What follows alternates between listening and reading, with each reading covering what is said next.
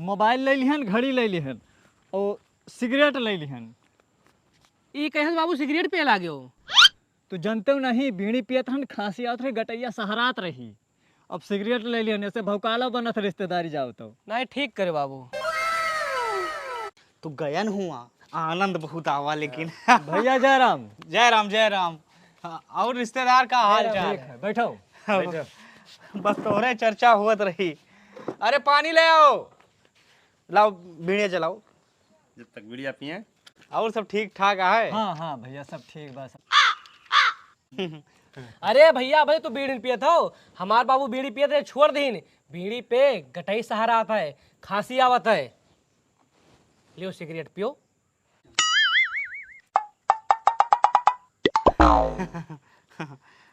लियो अपन बीड़िया। अच्छी बात है वैसे।